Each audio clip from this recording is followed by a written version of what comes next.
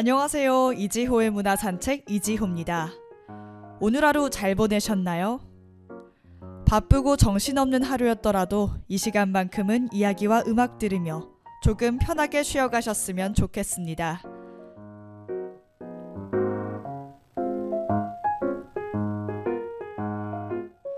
이지호의 문화산책은 영화, 책, 뮤지컬, 드라마 등 다양한 작품 속 이야기를 소개하며 인상 깊은 순간들을 짚어보는 시간인데요. 너무 어렵게 생각하지 않고 한 편의 이야기를 듣는다는 마음으로 편하게 들어주셨으면 좋겠습니다. 57분 동안 부담 없이 들을 수 있는 이야기들로 채워볼 텐데요. 그럼 이지호의 문화산책 지금 시작합니다.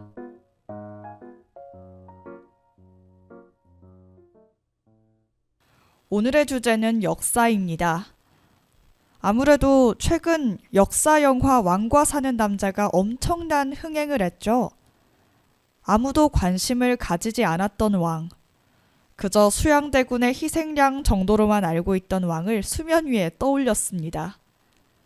사람들이 단종에 대해서 자세히 알려고 하고 무덤도 찾아가고 책도 읽으면서 좀 더 역사에 대해서 관심을 가지게 된 것 같아요.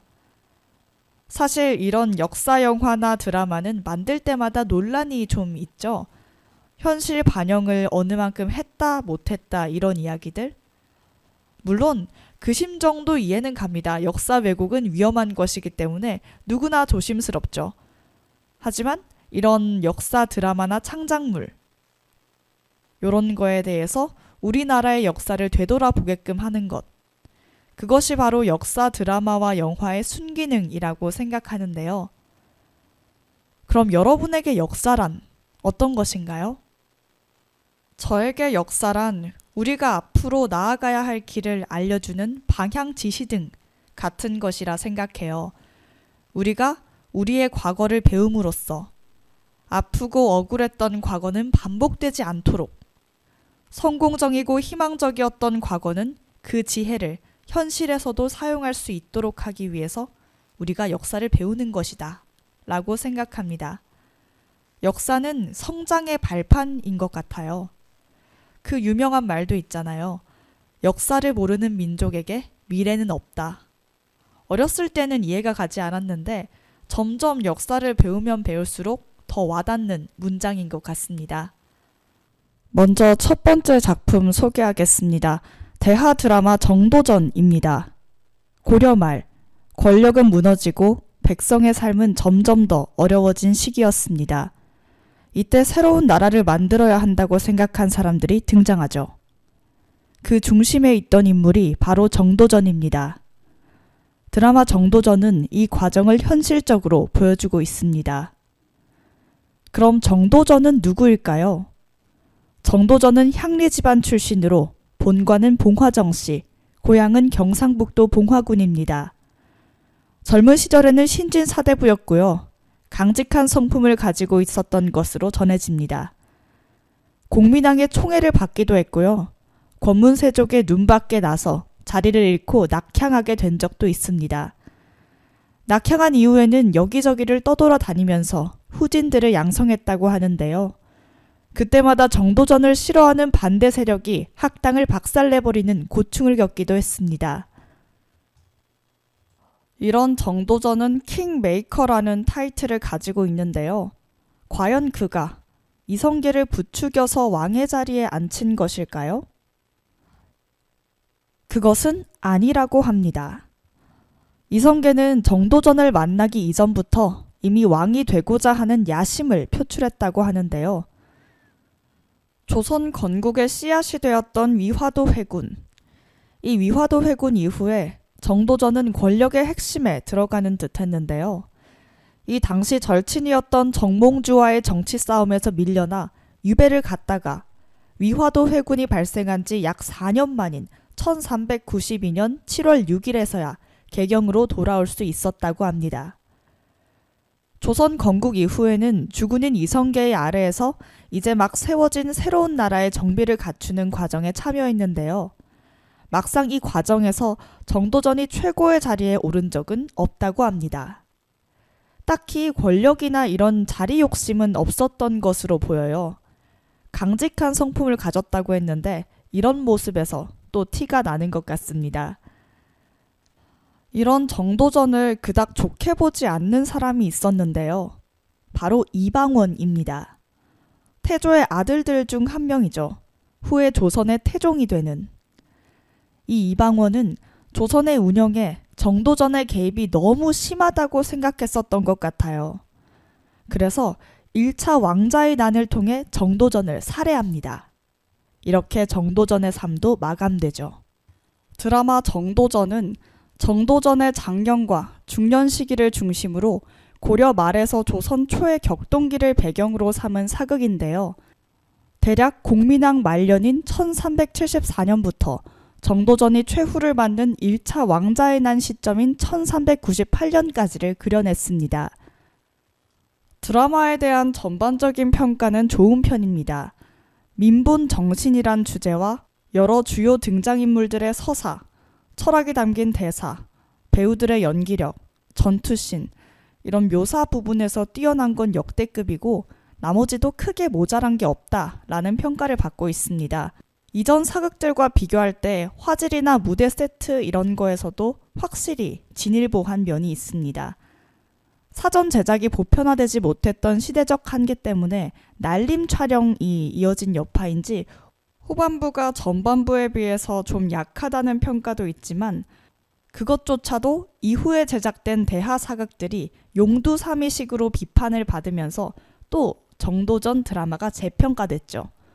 그래서 2020년대까지 거의 마지막 KBS 명작 대하 사극으로 평가받고 있습니다.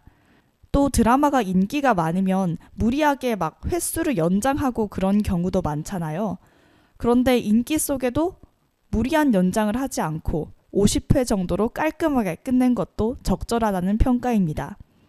덕분에 드라마 영상 댓글 보면 취향이 맞는 네티즌들은 역대 KBS 대하 드라마 중에 가장 뛰어난 드라마라고 찬사를 보낼 정도입니다. 이 드라마가 북한에서 굉장히 인기가 좋았나 봐요. 2010년대에는 북한에서 제목까지 언급하면서 정도전을 몰래 보는 사람을 처벌하라는 지시가 내려진 바가 있습니다. 일단 표면적인 이유는 역사 왜곡의 이유인데요. 실제로 북한에서는 이성계를 권력에 눈이 멀어 나라를 팔아먹고 고구려 영토를 되찾을 기회를 날려버린 대역죄인으로 기술하고 있습니다. 조선의 왕 이성계를 그 정도로 서술하고 있는데 조선 건국에 앞장선 정도전은 당연히 안 좋게 판단을 하겠죠. 하지만 그런 표면적인 이유와는 다르게 사실은 역성혁명, 왕을 바꾸는 그런 거를 다루는 드라마 내용 때문일 가능성도 있다고 사람들은 판단하고 있습니다. 하여튼 당시 북한에서는 매우 인기 있는 드라마였고요. 정도전은 영웅이다. 지금 북한에 어디 정도전 같은 이가 있는가? 라고 수군거리는 북한 주민들이 많다고 합니다. 우리나라의 드라마가 북한에서도 인기가 많다니 정말 들을 때마다 신기한 이야기인 것 같습니다. 자, 그럼 다음 이야기로 넘어가겠습니다. 여러분, 우리가 이렇게 한글로 말을 할 수 있게 된 것은 누구 덕분일까요?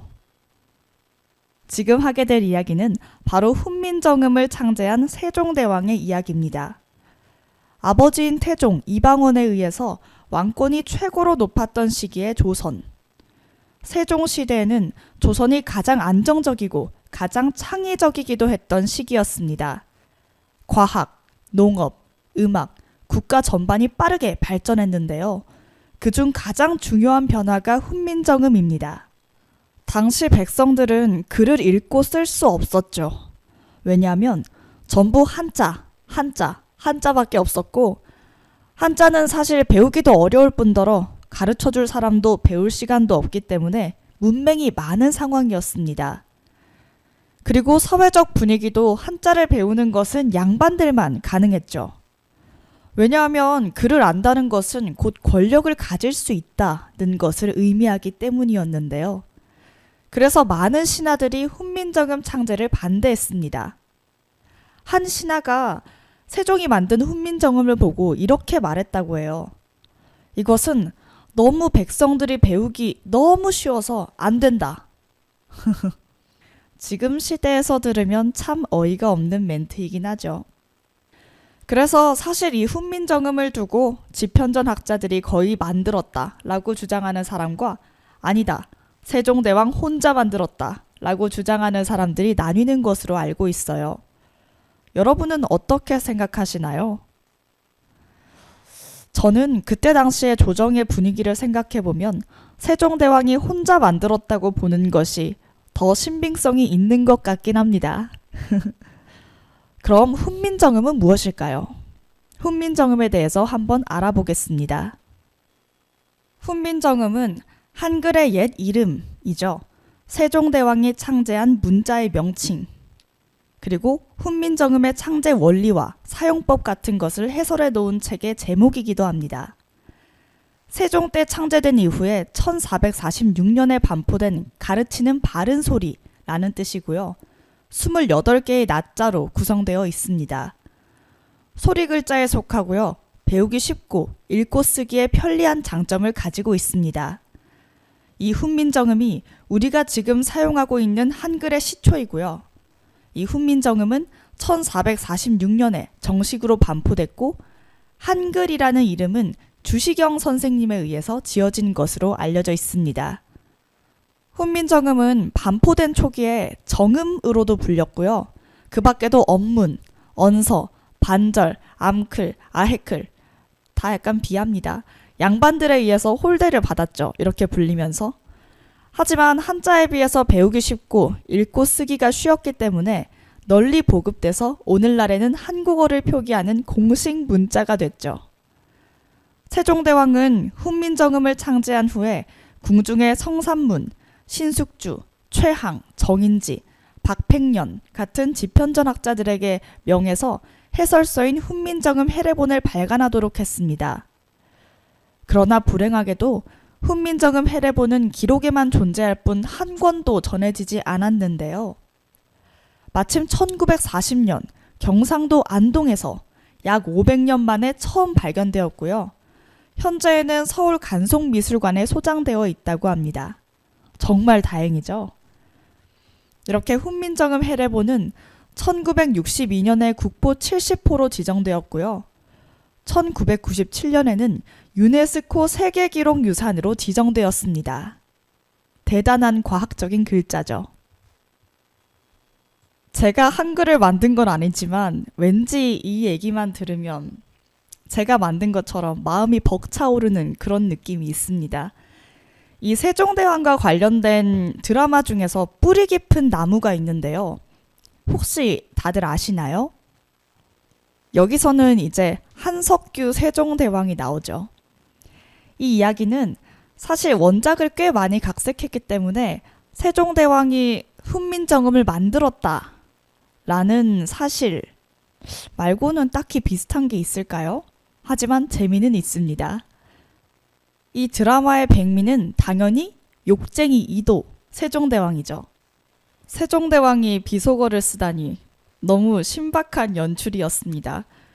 그런데 이렇게 그러게요. 실제로도 그랬을까요? 그건 진짜 잘 모르겠네요. 여하튼 이런 뿌리 깊은 나무에서는 한석규의 명품 연기를 볼 수 있다는 사실이 가장 큰 장점인 것 같습니다. 여러분들도 기회가 있다면 한번 한석규 세종대왕을 느껴보시기 바랍니다. 한동안 아마 배우 한석규 씨가 세종대왕으로 불렸던 걸로 기억해요. 제 어렸을 때 기억에는. 재밌는 사실이죠. 그럼 다음 작품 소개해 보겠습니다. 단종. 박지훈? 네, 바로 왕과 사는 남자죠. 지난번에도 이 작품은 천만영화 특집에서 다뤘던 것 같은데요. 우선 단종은 누구일까요? 바로 조선의 제6대 국왕이죠. 12살의 어린 나이에 왕의 자리에 올랐고요. 너무 어려서 신하 김종서와 황보인 등의 원로 대신들의 보좌를 받게 되었습니다. 즉위 1년 만에 숙부인 수양대군에 의해서 강제로 권력을 빼앗기게 되는데요. 사실 폐위된 이후에 바로 처형되었다고 아시는 분들도 꽤 많아요. 그런데 폐위된 이후에 바로 처형된 건 아니고요. 왕족의 지위는 지속되었습니다. 그렇지만 이후에 단종 복위운동의 여파로 숙부세조, 수양대군에 의해서 노산군으로 1차 강등되었고요. 후에 폐서인으로 추가 강등되면서 강원도 영월로 유배가 됩니다. 그리고 결국 16살의 나이로 단명하게 되죠. 사망한 지 한참이 지난 241년, 숙종 때 노산군에서 다시 왕으로 복위되면서 묘호로 단종을 받았다고 합니다. 어리고 약했던 왕이 결국 힘에 밀려나면서 죽을 수밖에 없었던 슬픈 역사죠. 이걸 토대로 그려낸 왕과 사는 남자는 사실 장항준 감독님의 첫 사극 연출작이죠. 감독님이 처음에 시나리오를 받았을 때는 이거 제작비도 투자받을 수 없을 것 같고 준비해야 할 것도 너무 많고 좀 부담스러운데 라는 생각에 감독을 할지 말지 고민이 많으셨다고 해요. 그런데 그냥 우연히 제작자한테 시나리오 수정 방향을 20분 정도 조언만 했는데 또 방향성이 너무 좋다. 무조건 감독님이 해야 한다고 부탁하는 바람에 일단 일주일만 고민해 본다면서 초고를 집에 들고 왔다고 합니다. 아내 김은희 작가님도 사극은 부담된다고 했다가 초고를 읽어보더니 하는 게 좋겠다고 해서 덜컥 맡았다고 하네요. 그리고 또 서울의 봄을 보면서 용기를 얻었다고 해요. 왜냐하면 역사적 애통함이나 좌절을 모두가 알고 있더라도 그 안에 담긴 감정을 이끌어낸다면 역사적 사실을 이미 알고 있느냐와는 상관없이 많은 사람들이 몰입할 수 있다는 걸 깨달은 거죠. 감독님은 단종 이야기에 관심을 가진 이유를 시대를 살아낸 자의 결과물이라고 말씀하셨는데요.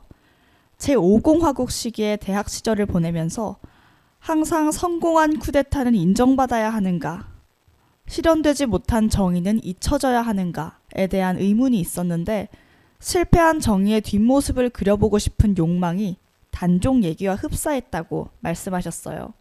그래서 운명처럼 끌린 것 같다고 하셨습니다. 원래 단종이 등장하는 작품이라면 빠질 수 없는 게 세조인데요. 그런데 이 왕과 사는 남자에서는 세조는 언급만 되고 나오지 않습니다. 이걸 보고 감독님이 사실 한명회가 세조 포지션을 충분히 대체하고 있다고 판단했기 때문이라고 밝혔는데요. 악의 축은 보이지 않을수록 더 무섭지 않냐 라는 말씀이죠. 실제로도 저는 왕과 사는 남자를 볼 때 세조는 언제 나올까 이 생각을 하고 있었는데 안 나오더라고요. 근데 또 한명회가 너무 역할을 잘해줘가지고 충분히 내용 전달이 잘 됐던 것 같습니다. 이 왕과 사는 남자가 폭발적인 인기를 끌면서 영화의 배경 그리고 등장인물의 고향이자 촬영지였던 영월군이랑 청령포의 관객 수가 엄청 증가했다고 해요. 영월군의 또 다른 단종 관련 유적지인 관풍헌, 장릉 역시도 관광지로 묶여서 관광객 수가 증가하고 있는데요. 설 연휴랑 3.1절 연휴에는 아예 2시간가량 청령포 일대에 줄을 서는 등의 행태를 보였고요. 2월 하순부터는 아예 장릉, 청령포를 찾는 관광객이 8만 명을 넘어섰다고 합니다. 이를 보고 기자님이 1457년 유배지로 마을의 부흥을 빌었던 엄흥도의 바람이 600년이 지나 이뤄지고 있다고 말씀하셨습니다. 저는 다른 것도 다 좋았지만 무엇보다도 엄흥도와 이홍희의 그런 끈끈한 관계, 그리고 한명회의 악랄함, 이런 것들이 너무 잘 표현된 것 같아서 여러분들도 아직 보시지 않았다면 스크린에서 내려가기 전에 보는 걸 추천드립니다. 한 번쯤은 볼만한 영화예요. 네, 바로 다음 작품 들어가 보겠습니다. 관상. 지금 소개할 영화는 관상입니다. 이 이야기는 앞선 왕과 사는 남자와는 다르게 세조가 주가 되는 영화죠. 수양대군, 세종의 차남이고요. 문종의 동생이자 단종의 숙부입니다. 단종의 작은아버지죠. 원래 왕위 계승 서열이 낮았는데요.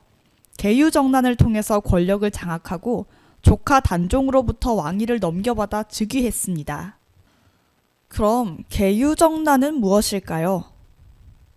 조선의 쿠데타? 내란?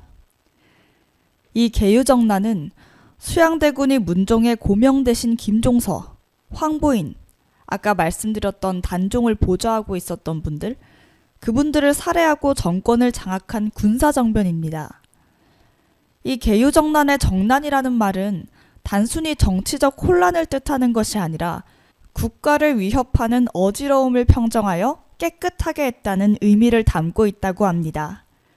이름의 뜻에서 풍겨오는 느낌이 오죠? 자신들의 정변을 합리화하기 위해서 만든 긍정적인 정치적 수사입니다. 이렇게 계유정난을 통해서 권력을 얻었기 때문에 폭군이라는 대중적인 이미지가 좀 강한데요. 사실 정치적으로는 이를 훌륭하게 잘 해낸 것으로 알려져 있습니다. 우선 조선 통치의 근간이 되는 법전, 경국대전의 편찬을 시작하였고요. 국가의 재건과 민생 안전에 상당한 관심을 기울인 것으로 알려져 있습니다.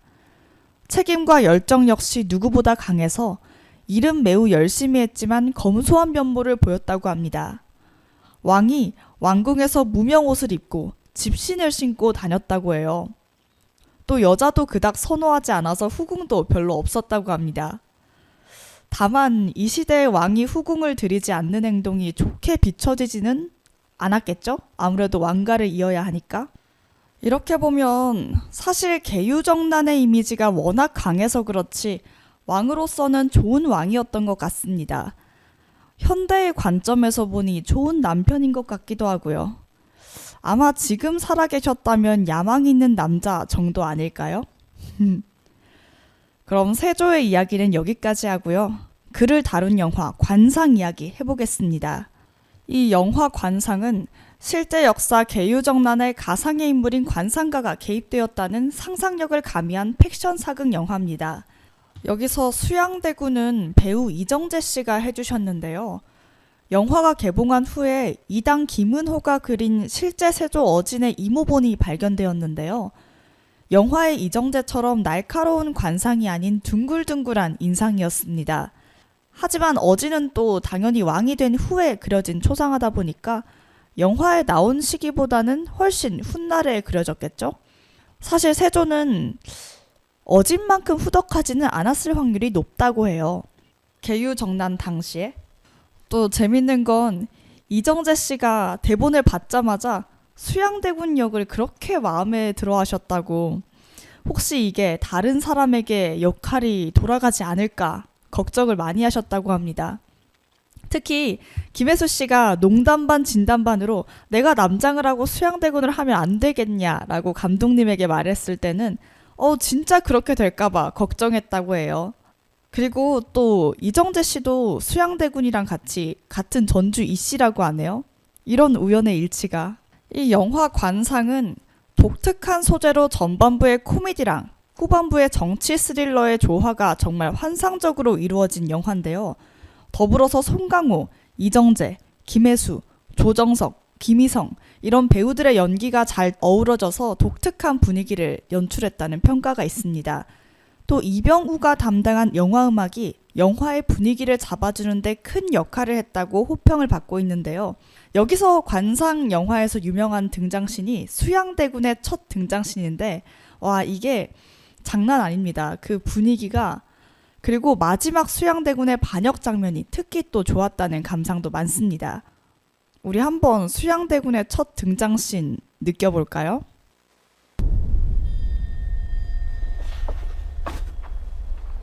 주상께서도 예의주시하고 계셨구만. 한데 모두들 역모를 저지를 얼굴은 아니었습니다. 수양은 어떠하더냐? 전학이 없어도 특별히 구하기도 하였고 세상 풍문도 좌상 어르신의 정적이라 하여 유심히 보았으나 그들 중 가장 기가 약하고 보잘것없었사옵니다. 어리석은 소리. 관상의 관자도 모르는 내가 봐도 수양은 역적의 상이야.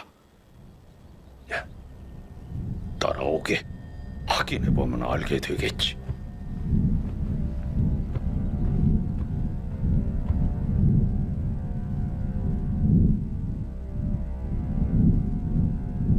수양 대군 납시오!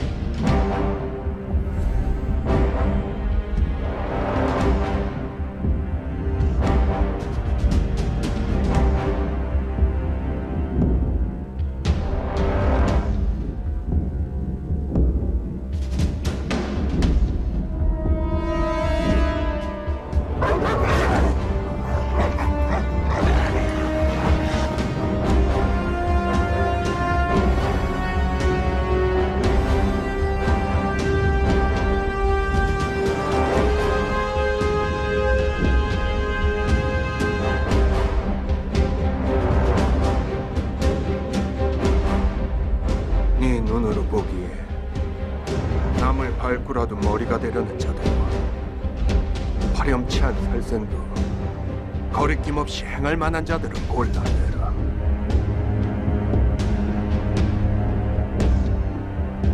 남의 약점인 목을 잡아뜯고 절대로 놔주지 않는 잔인무도한 일이 이자가 진정 역적의 상이다.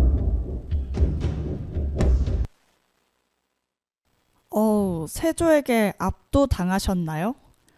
확실히 소리만 들어도 위압감이 느껴지는 게 왜 기가 막히게 배경음악을 깔았다라고 말하는지 알 것 같습니다. 자, 그럼 다음 작품 소개합니다. 영화 사도. 사도세자와 아버지 영조의 이야기입니다. 또 유명한 이야기죠. 아버지 영조에 의해서 사도세자가 뒤주에 갇혀 죽게 되는 이야기. 사실 사도세자와 영조가 처음부터 사이가 좋지 않은 것은 아니었습니다. 사도세자는 영조의 늦둥이 아들이죠.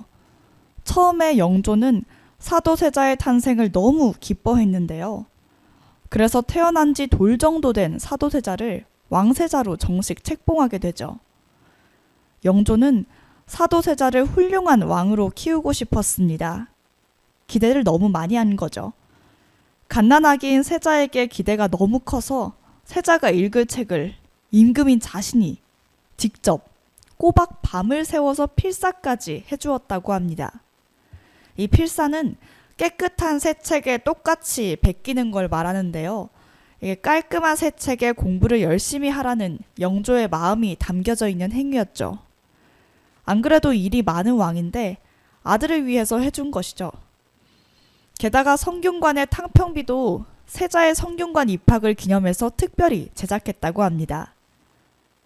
물론 사도세자는 어린 나이임에도 불구하고 총명한 모습을 많이 보여주었는데요.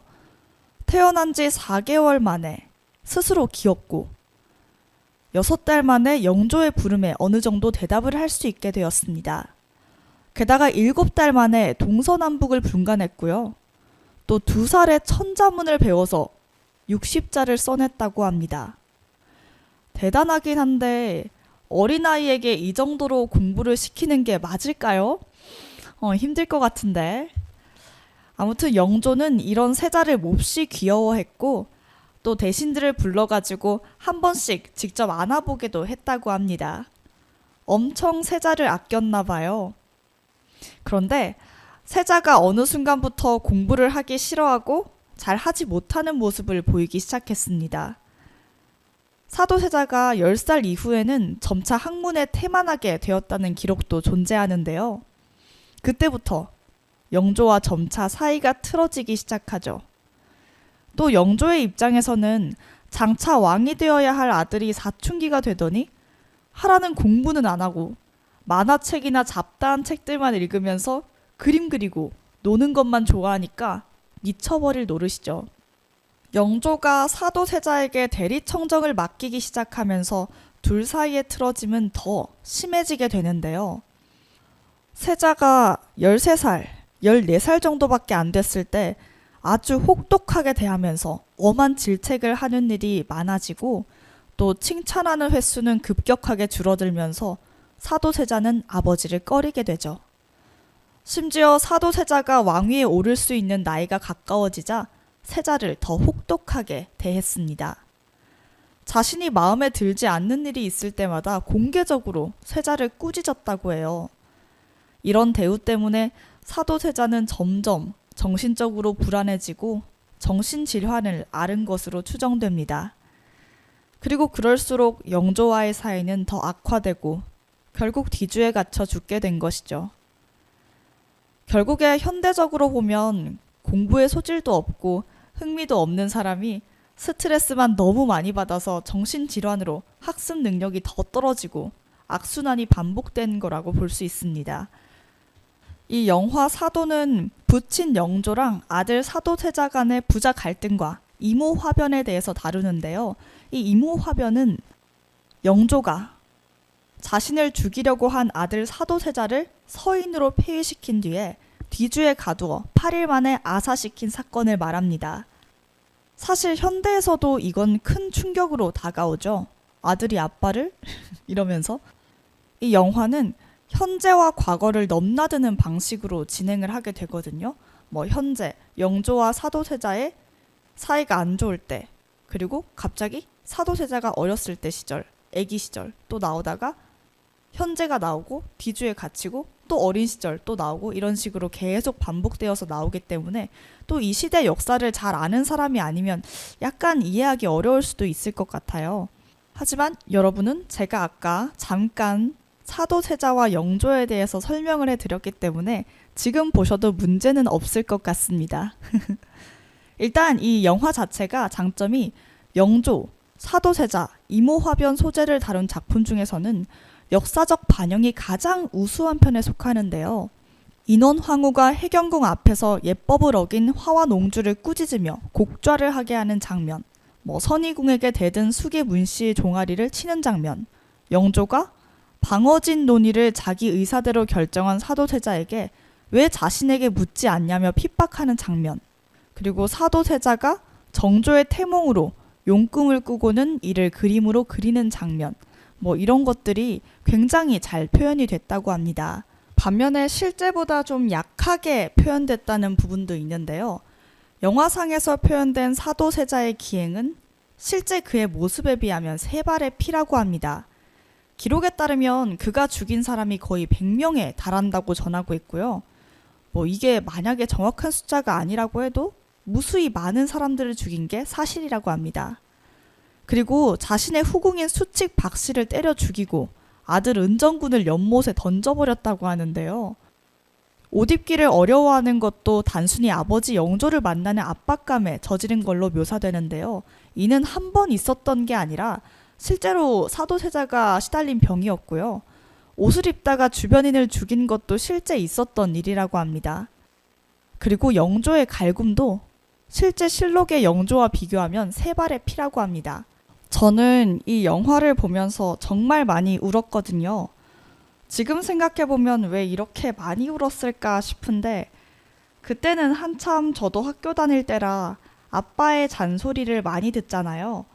그런데 그 잔소리들이 사실 누구보다 내가 잘 되기를 바라는 아빠의 마음이다 라는 생각도 들고, 저기 영화에 나오는 영조와 사도세자가 왕과 세자가 아닌 아빠와 아들로 태어났다면 어땠을까 라는 생각도 들고, 결국 자기 손으로 아들을 죽여버린 영조는 속으로는 얼마나 마음이 아플까 라는 생각도 들고, 허심탄회하게 둘이 진작 대화를 나누지 못한 것도 너무 아쉽고, 별의별 생각이 다 들었던 것 같습니다.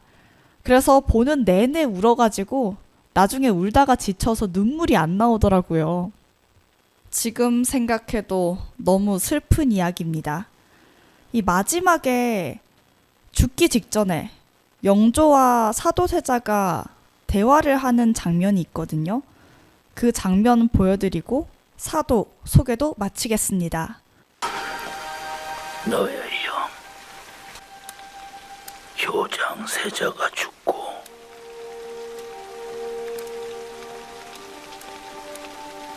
내 나이 40이 넘어 네가 태어났을 때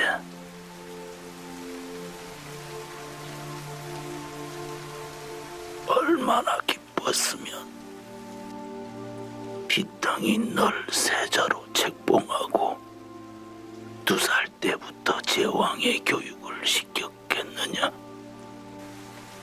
그때 네가 보여준 총명과 슬기를 나는 잊을 수가 없다. 그랬던 네가 칼장난하고 개그림이나 그리며 공부를 게을리할 때 나는 하늘이 무너지는 줄 알았다.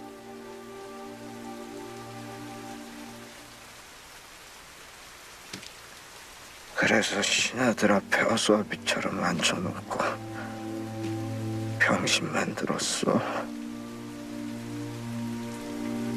너 제대로 된 임금 만들려고 그런 것 아니더냐? 네가 실수할 때마다 내 얼마나 가슴 졸였는지 아니? 그게 어찌 내 실수 때문이겠소. 아버지가 왕이 되는 과정에서 신하들에게 약점을 잡혀 전전긍긍한 것이지. 너는 왕이 되지 못한 왕자의 운명을 모르느냐? 저들의 도움을 받았으래도 왕이 되지 못했다면 나는 그때 죽었다. 내가 죽었으면 너도 없는 거야. 그것을 알기에 아버지를 이해하려고 무던히 노력했어. 하지만 당신이 강요한 방식은 숨이 막혀서 도저히 견딜 수 없었어. 공부가 그리 중요한 것이오. 옷차림이 그리 중요한 것이오. 임금이 공부 모자라고 대님 하나만 삐딱해도 멸시하는 것이 신하다. 이 나라는 공부가 국시고 예법이 국시야. 내가 왜 그날 밤 당신을 죽이지 않고 그냥 돌아왔는지 아시오? 사람이 있고 공부와 예법이 있는 것이지, 어떻게 공부와 예법이 사람을 옥죄는 국시가 될 수 있단 말입니까? 나는 임금도 싫고 권력도 싫소. 내가 바란 것은 아버지의 따뜻한 눈길 한 번, 다정한 말 한마디였소. 어찌하여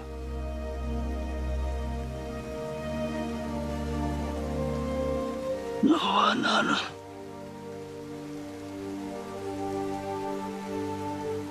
이승과 저승의 갈림길에 와서야 이런 이야기를 나눌 수밖에 없단 말이냐?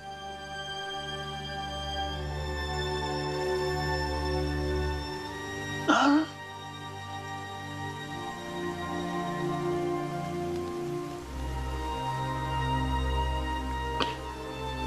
자식을 죽인 합의로 기록될 것이다.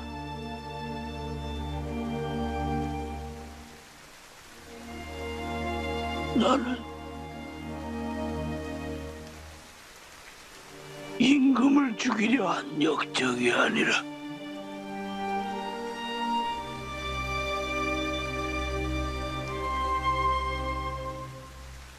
미쳤어. 아비를 죽이려 한 광인으로 기록될 것이다.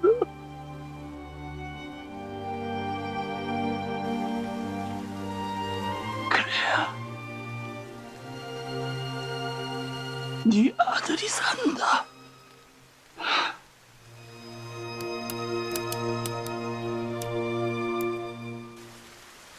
내가 임금이 아니고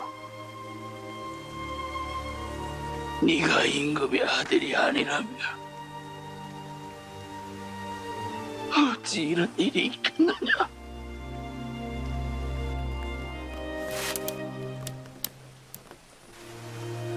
이것이 우리의 운명이다.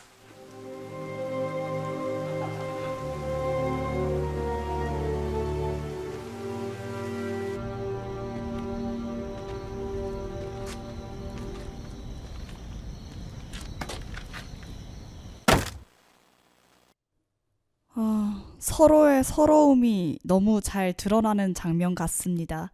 연기를 너무 잘하죠? 다음 소개할 작품은 영화 남한산성입니다.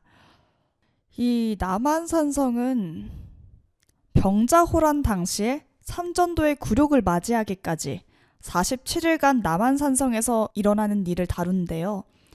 조선을 구하기 위해 치욕을 참고 숭덕제에게 항복해야 한다는 주아파 최명길과 치욕을 견디고 사느니 끝까지 항전해서 죽음을 택하자는 척화파인 김상원의 대립, 그 사이에서 범민하는 인조의 갈등이 주된 내용입니다. 그럼 병자호란이란 무엇일까요? 조선 후기 때는 외세의 간섭을 참 많이 받았는데요. 병자호란도 그중 하나입니다. 병자호란의 호자는 오랑캐 호자를 쓰죠. 청나라가 조선을 침략한 전쟁이죠. 청나라는 병자호란을 통해서 조선을 굴복시켜서 번국으로 삼습니다. 삼전도의 굴욕은 이 과정에서 발생한 사건인데요.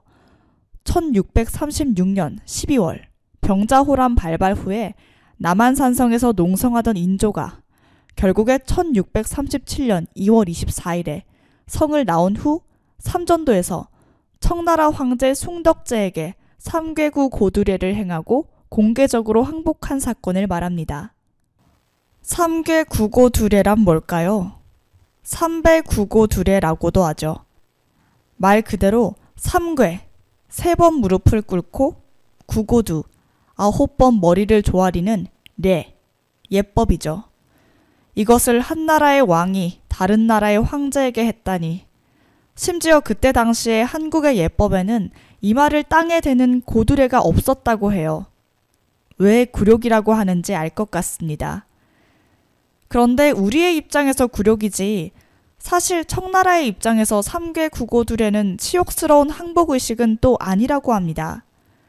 어디까지나 청나라에서 평범한 신하가 황제에게 바치는 예의를 차리는 것 정도에 지나지 않고요.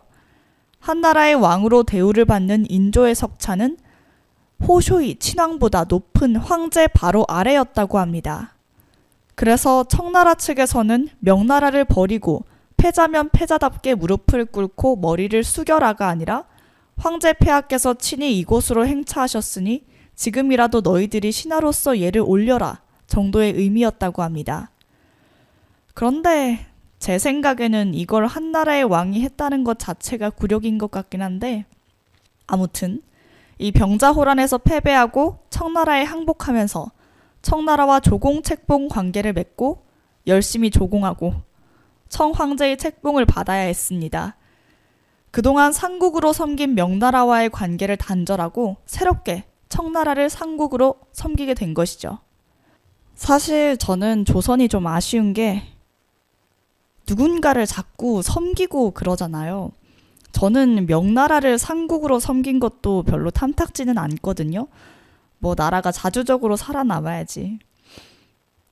근데 또 생각해보면 제대로 된 국제법 같은 것도 없고 작고 약한 조선 같은 나라가 많았겠죠? 다 이렇게 살지 않았을까 싶기는 합니다. 여하튼 이 삼전도의 굴욕 이후에 인조의 평판은 바닥으로 떨어져 버리게 되는데요. 한양으로 귀환하는 과정에서 신하들이 자기가 먼저 배를 타겠다고 인조를 밀치면서 탈 정도였다고 해요. 왕을 밀치다니 정말 상상도 할 수 없는 일. 정상적인 상황이었다면 임금을 밀치고 배를 탄다? 대역죄죠. 인조도 참 안타깝습니다. 이 영화 남한산성은 개봉 당시에는 특유의 냉정하고 관조적인 분위기상 지루하다는 평가가 많았는데요. 시간이 지나면서 그 작품성을 인정받은 명작 사극으로 평가받습니다. 남한산성은 대한민국 사극에서 극히 드문 치욕의 역사를 심파나 애국심 없이 온전히 관조적으로 전달하는 영화인데요. 핵심이 되는 세 인물 모두의 심리를 독백처럼 특정한 장면으로 직접 드러내지 않고 오로지 관조하듯 담담한 묘사만으로 보여주려고 하고요. 관객들이 인물에 천천히 젖어들게 만들죠. 이런 묘사 방식이 영화를 다 본 관객에게는 어느 한쪽 편을 들지 못하게 하고 오히려 세 사람에 대한 안타까움과 연민이 남도록 하는데요. 기어이 항복의 문서를 작성한 것을 보고 자결하려 하는 김상원, 삼전도에서 청황제 앞에서 머리를 조아리며 울분을 참아내는 인조, 그리고 이런 인조의 모습을 뒤에서 보며 조용히 오열하는 최명길. 이들을 보여주는 것은 그들이 각자의 말에 대해 서로 다른 방식으로 책임을 견디는 모습을 보여줍니다.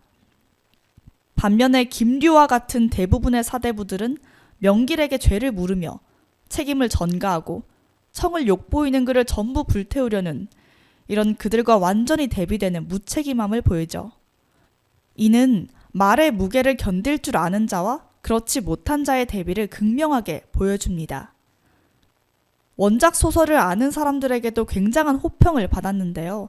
또 원작자인 김훈 씨가 시사회에서 내가 소설로 표현하고자 했던 의도를 영상으로 잘 표현했다고 만족감을 드러냈다고 합니다.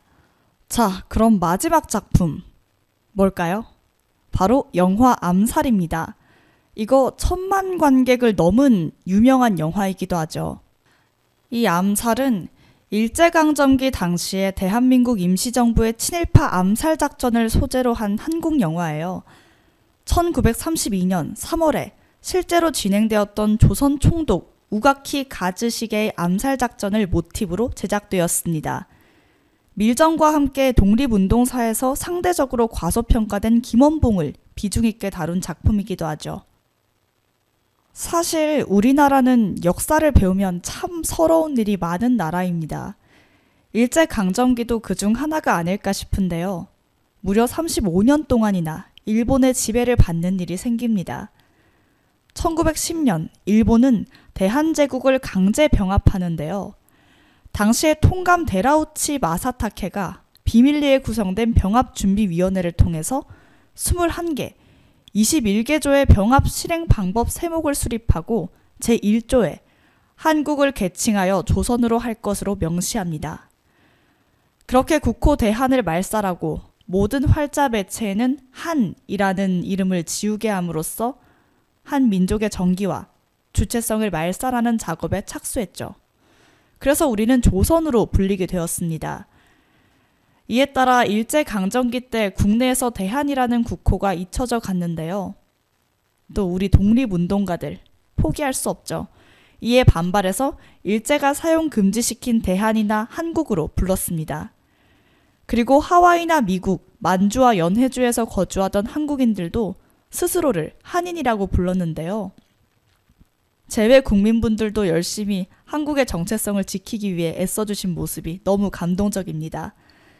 이런 노력은 3.1운동 이후에 확대되어서 상해에 모여서 임시정부를 세우고 국호를 정해 만든 것이 바로 대한민국 임시정부입니다. 일본은 어떻게 해서든 우리나라를 일본처럼 만들고 싶어 했나 봐요. 또 특이하게도 10년 주기로 통치의 성격이 바뀌게 되는데요. 우선 1910년대에는 무단 통치 기간이라고 하죠. 막 때리는. 이 시기에 헌병 경찰들이 치안 업무를 담당했는데요. 제정신은 아닙니다. 조선인의 집회 결사, 언론, 출판 이런 기본권을 보장해주지 않고요. 매우 포갑적인 통치를 했죠. 이런 포갑적인 통치를 한 것은 조선인의 저항을 강하게 묵살하기 위함도 있지만 경제적인 측면도 강했다고 합니다. 당시 한반도는 일본 열도에 비해서 천연 자원이 상대적으로 풍부했는데요. 일본은 이런 특성을 주목해서 쌀, 면화, 양잠, 소에 대한 품종 개량처럼 조선을 일본 자본주의의 발전을 위한 식량, 원료의 공급 기지이자 상품 판매 시장으로 재편하고자 했습니다. 그리고 식민지 편입과 동시에 일본 시장과의 연결을 위해서 재정의 절반가량을 철도, 도로, 항만 건설에 투입하고 관계시설을 개조 보수하면서 지역 특성에 맞게 일본의 벼, 양잠 등 우량종을 보급하는 등 일본의 1차 산업과 2차 산업을 증산하고자 노력했습니다. 1920년대에는 3.1운동의 여파로 약간 겁을 먹은 것일까요? 이른바 문화 통치를 표방하기 시작합니다. 그동안 조선인들에게 시행했던 가혹한 정책들을 일부 해소하면서 민심을 추스르는 데 노력한 시기죠. 그동안 무관만이 임직했던 조선 총독에 문관도 오를 수 있음을 내걸고 치안을 헌병이 아닌 경찰이 담당하게 되죠. 그런데 이건 속임수였습니다. 사실 경찰 수는 더 늘렸고 더욱더 악랄하게 조선인 사회를 감시하고 독립운동을 탄압했습니다. 문화통치의 원래 목적은 회유 정책을 바탕으로 조선인들의 사회문화적 기반을 일본으로 흡수하겠다. 나아가서 조선인을 일본인화시키겠다는 포부가 담겨져 있었습니다. 조선인들의 언론과 사회운동이 허용되었지만 실제로는 검열이나 요시찰 제도를 통해서 언론과 사회활동을 변함없이 제한하고 탄압했습니다. 조선인들의 사회활동을 자신의 통제 아래에 두려고 한 것이죠. 겉으로 보면 일본이 우리나라한테 잘해주는 것처럼 보여서 이 시기에 친일파가 그렇게 많이 탄생을 했다고 합니다. 1930년대에는 일제의 군국주의적 야욕이 극대화되던 시기죠. 일본군이 일본군 위안부를 창설한 것이 1932년도입니다. 일본이 한참 승승장구하고 있었기 때문에 국외 독립운동가들에게는 가장 가혹했던 시기이기도 한데요. 당시에 한반도를 만주와 이어지는 병참 기지화 시켜야 한다는 주장이 나오게 됩니다. 그렇게 일제히 쌀 생산기지로 관리하려던 조선에 전략적인 이유로 일본 대기업과 공업시설이 들어오게 되죠. 1940년대에는 일본이 태평양 전쟁을 시작하게 되는데요. 총력전의 특성상 일본군의 전력이 부족해서 일제는 외지와 내지를 강압적으로 완전히 통합하는 문화적 제노사이드, 민족 말살 정책을 강제로 수행하는데요. 이 때문에 한국어를 사용하는 매체를 금지시키고 일본 기업이 더 활발하게 진출하고 창씨 개명을 실시하고 징병제까지 도입했습니다. 이 시기에는 탄압이 너무 심해서 독립운동도 제대로 못했다고 해요. 우리가 일제강점기 시기에 식민지 시절 조선의 경제는 그야말로 구한말 그 이전으로 퇴보하였다고 합니다. 한국은 현재까지도 일제강점기 체제의 잔재가 완전히 청산되지 않고 있죠. 문화적, 사회적 악영향과 친일파 민족 배반자에 얽힌 논란, 이런 것들이 해결해야 될 과제들이 상당히 많습니다. 다시 영화 소개로 돌아가서 이 암살은 1920년 간도 참변과 일제강점기 시대상을 다큐멘터리 같이 무거운 장르가 아닌 가벼운 분위기의 액션 영화로 보여줬습니다. 그 점이 관객들에게 큰 호평을 받았는데요. 배우들의 훌륭한 연기와 개성 넘치는 캐릭터, 그리고 독립운동가인 김원봉에 대한 묘사가 더욱더 좋은 반응을 이끌었습니다. 더군다나 이때가 2015년이었는데 이 2015년은 대한민국이 8.15 광복을 맞이한 지 70년이 되던 해였고 당시의 특수한 상황과 맞물려서 잊혀지는 독립운동가들을 재조명했다는 점에서 찬사를 받았습니다. 오랜만에 다시 보고 싶네요. 암살. 이렇게 오늘은 역사 관련 작품들을 살펴보았는데요. 역사를 제대로 알아야 더 나은 미래를 그릴 수 있죠. 이런 점에서 역사 영화나 드라마들은 그 역사 자체에 관한 관심을 끌어낼 수 있다는 점이 장점인 것 같습니다. 이번 주도 이지호의 문화산책 들어주셔서 감사하고요. 다음 주에 뵙겠습니다.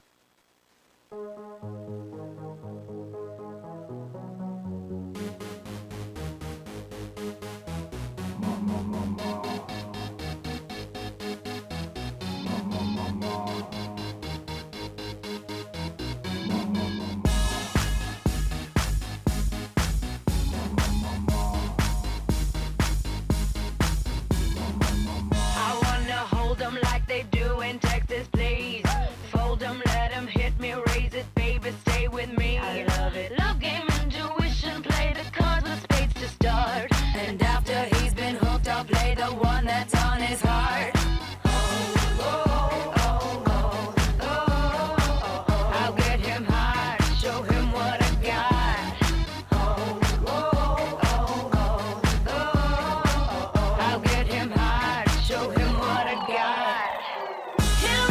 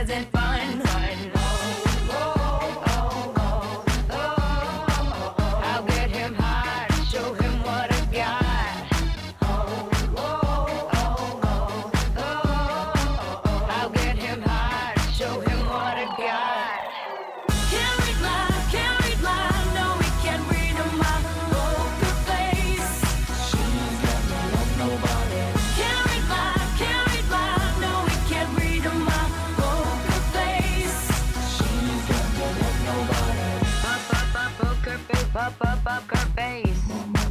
Pop up up poker face. Pop up up her face.